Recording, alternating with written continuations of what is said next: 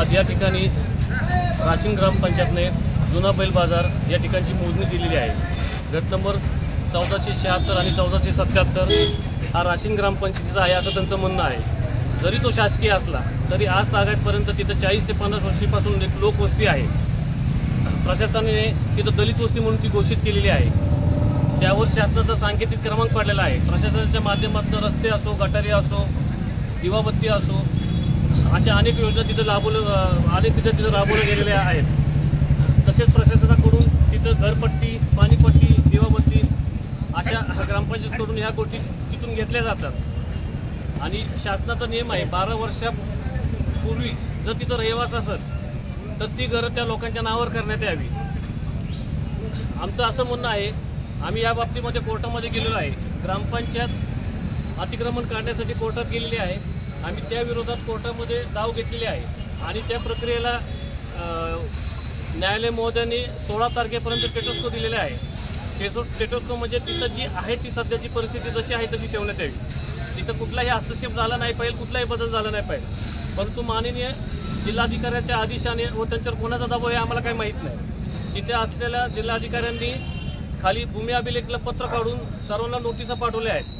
Notice प्रत्येकाला पोहोचली गेलेली नाही, ठराविक 10-15 जणांना नोटिसा पोच झालेल्या आहेत। आणि प्रशासनाने सर्वसामान्यांना धाकात घेऊन पोलीस यंत्रणेच्या मार्फत बोलून घेणं, नोटिसा देणं असे प्रकार चालू आहेत। लोकांना धमकवण्याचं काम चालू आहे। आज या ठिकाणी आम्ही त्या गोष्टीचा निषेध करत आहेत। वास्तविक पाहता जर न्यायालयाचा जर आदेश स्टेटस्कोचा असल्यानंतर कलेक्टर साहेबांनी असा आदेश काढणं हा हास्यास्पद आहे। आता हे कुठल्या यंत्रणेला बळी पडले हे काय आम्हाला माहीत नाही, पण तरी आम्ही सर्वसामान्यांच्या हक्कासाठी लढत आहोत। आम्ही इथले 40 ते 50 वर्षापासूनचे इथे रहिवास आहे। मी त्या वॉर्डाचं 3 पंचवार्षिक प्रतिनिधित्व करतो। तिथं घरपट्ट्या, पाणीपट्ट्या वसुली केल्या जातात। शासनाची प्रत्येक गोष्टीचा तिथं खर्च केलेला आहे। शासनाच्या कोणत्या योजना तिथं आलेल्या आहेत? सगळ्यात महत्त्वाचं तिथं दलित वस्ती म्हणून शासनाने घोषित केलेली आहे। याचा अर्थ ती वस्ती म्हणून घोषित केलेली आहे। तिथं त्या माध्यमातून घरकुलं बसवण्यात आलेली आहेत, काँक्रिटीकरण रस्ते झालेले आहेत, गटारी अंडरग्राऊंड गटारी झालेले आहेत, दिवाबत्तीची सोय झालेली आहे। परत त्या तिथून लोकांकडनं घरपट्ट्या, पाणीपट्ट्या वसूल केल्या जातात।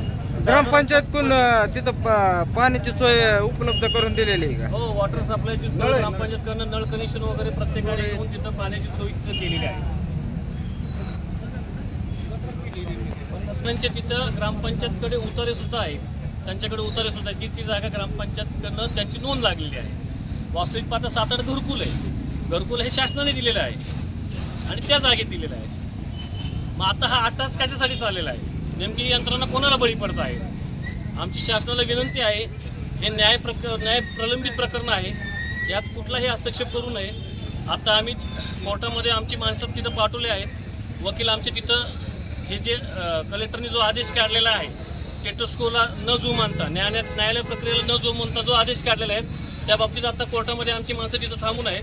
एक 15 ते 20 मिनिटात, अर्धा तासात आपल्याला तिथं काय घडतं ही कळत।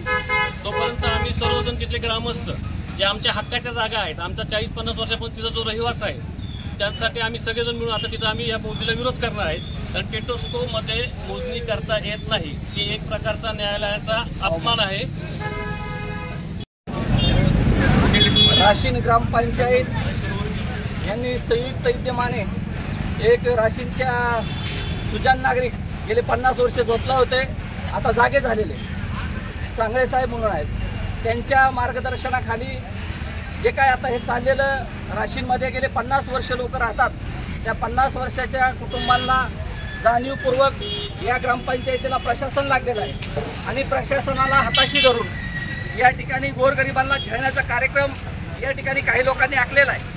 खऱ्या अर्थानं 50 वर्षामध्ये या ठिकाणी वेगवेगळे आत्ताच मेंबरने सांगितल्याप्रमाणे त्या ठिकाणी दलित वस्ती अंकित केलेली आहे, घोषित केलेली आहे। मग आम्हाला असं वाटायला लागलं की केवळ तिथं दलित लोक राहतात म्हणून तुम्ही आम्हाला टार्गेट करता का काय? अशा पद्धतीनं या ठिकाणी पुन्हा एकदा मी या ग्रामपंचायत राशीन आणि ज्यांनी कोणी हे अर्जदार आहेत त्यांचा प्रथमतः या ठिकाणी निषेध व्यक्त करतो। 50 वर्षामध्ये या ठिकाणी अनेक बदल झालेले आहेत।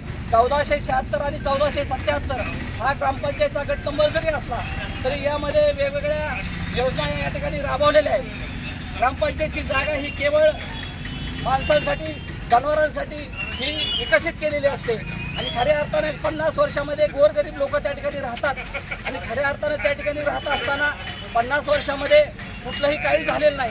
पण आता प्रशासन लागलेलं आहे. प्रशासनाला हाताशी धरून गेले 6 महिन्यापासून या लोकांना वेटीस धरायचा कार्यक्रम केलेला आहे. खऱ्या अर्थानं या ठिकाणी मी प्रथमतः या योजनेचा जी योजना आहे त्यांनी ही राबवलेली आहे प्रशासनाने आणि ग्रामपंचायतीने. त्या ग्रामपंचायतीचा मी निषेध व्यक्त करतो. खऱ्या अर्थानं गोरगरीब लोक या ठिकाणी राहत असताना त्या ठिकाणी ग्रामपंचायतीने त्या ठिकाणी दलित वस्तीचा अंकित या ठिकाणी दलित वस्ती जाहीर केलेली आहे. त्या ठिकाणी वेगवेगळे घरकुल आहेत, दलित समाजामधले घरकुल आहेत, वेगवेगळे त्या ठिकाणी तालीम आहे, वेगवेगळा निधी त्या ठिकाणी पडलेला आहे. तरी सुद्धा या ठिकाणचं अतिक्रमण हटवण्याचा जो हट्ट आहे तो केवळ आणि केवळ लोकांना तिथं त्रास देण्यासाठी हा जो हट्ट आहे या कुठेतरी हाणून पाडायचा आहे. म्हणून सगळे ग्रामस्थ आज या ठिकाणी प्रथमतः ह्या सगळ्या गोष्टीचा निषेध व्यक्त करत आहोत आणि खऱ्या अर्थानं तिथल्या गोरगरीब जनतेला छळायचा कार्यक्रम राशीन ग्रामपंचायतचे कर्मचारी जे आता त्या ठिकाणी जगताप साहेब असतील, तिथले जे भाऊसाहेब असतील, त्या सर्वांनी मिळून केलेला हा कार्यक्रम आहे. केवळ आणि केवळ कागदपत्र घोडे नाचून या ठिकाणी या जनतेला वेटीस धरलेला आहे. आम्ही या ठिकाणी सर्वांना आताच प्रशासनाला सांगितलेलं आहे कुठलाही 50 वर्षात मोजा झालेला नाही. 50 वर्षात वेगवेगळ्या योजना त्या ठिकाणी राबवलेल्या आहेत. त्या ठिकाणी नळ योजना आहे, त्या ठिकाणी विद्युत योजना आहे, त्या ठिकाणी रस्त्याची योजना आहे, त्या ठिकाणी गटर योजना आहे. आणि आता हे 50 वर्षांनी कुठून अतिक्रमण झालेलं आहे. गेले एक वास्तविक सुप्रीम कोर्टाचा निर्णय आहे की जे लोक 12 वर्ष 15 वर्ष असे जे लोक राहतात त्यांना त्या ठिकाणी त्यांच्या नावावरती ही प्रॉपर्टी केली पाहिजे. सरकारी जागेमध्ये हे जी लोक राहतात त्यांना प्रॉपर्टी दिली पाहिजेत. त्यांची सगळी जार आहे असं असताना सुद्धा या ठिकाणी आमच्या नोंदी घेतलेल्या नाहीत. वेळोवेळी आम्ही ग्रामपंचायतला पट्टी भरलेली आहे. काही दुकानं आहेत, काही रहिवासी आहेत.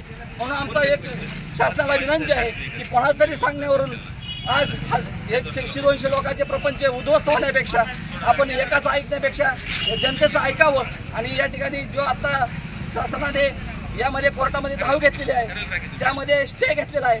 स्टे असताना सुद्धा या ठिकाणी प्रशासन बळजबरीने या ठिकाणी येऊन या ठिकाणी मोजणी करण्याचा प्रयत्न करत आहे. आम्हाला ह्या मोजणीला विरोध आहे.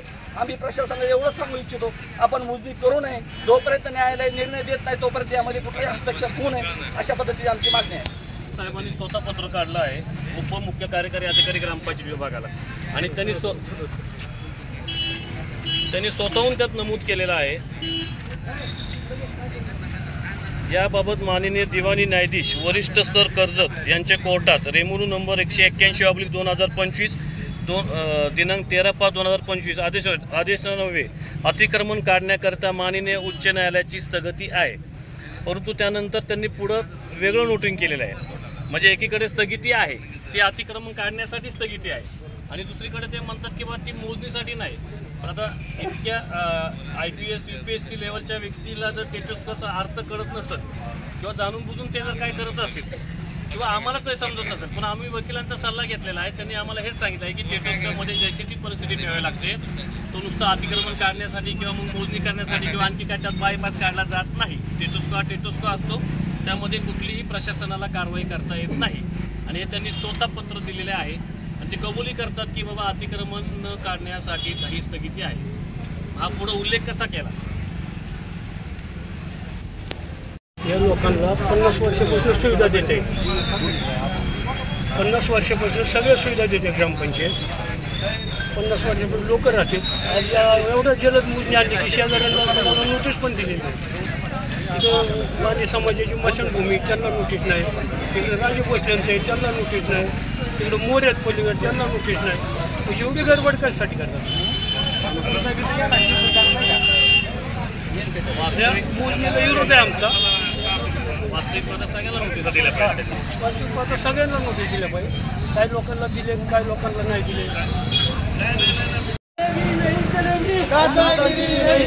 अरे नहीं चलेंगी, नहीं चलेंगी, दादागिरी नहीं चलेगी. राशीन ग्रामपंचायतचा राशीन ग्रामपंचायतचा राशीन ग्रामपंचायतचा नहीं चलेगी, नहीं चलेगी, दादागिरी नहीं चलेगी, नहीं चलेगी, नहीं चलेगी, दादागिरी नहीं चलेगी.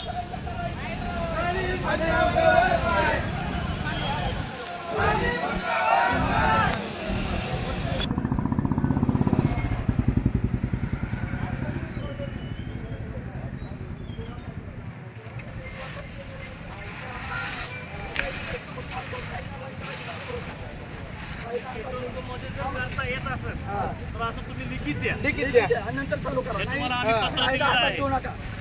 थांबा 2 मिनिटं. कंपनीनं करून येतो करा. काय बोलला का? थांबा. बोलू द्या. काय काय हातात घ्यायचं नाही.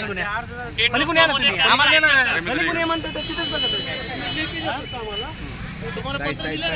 पत्र दिलं ना? पोच आहे तुमची. तुमची पोच आहे. व्हिडिओ साहेब अरे नहीं चलेगी, नहीं चलेगी, दादागिरी नहीं चलेगी, नहीं चलेगी, नहीं चलेगी, दादागिरी नहीं चलेगी. अरे या भ्रष्ट अधिकाऱ्यांचं करायचं काय? खाली मुंडक्यावर पाय, भूमी भ्रष्ट अधिकारी करायचं काय? खाली मुंडक्यावर पाय, भ्रष्ट अधिकाऱ्यांचं करायचं काय? खाली मुंडक्यावर पाय. अरे भूमि अभिलेख हमसे डरती है, पुलिस को आगे करती है. एक मिनिट 50 वर्ष झाले लोकांना. साहेब तुम्ही साईडच्या लोकांना नोटीस दिली का? साईडचे लोक कोणाला नोटीस नाही. एकही नोटीस नाही आम्हाला, एकही नोटीस नाही. कोण साहेब?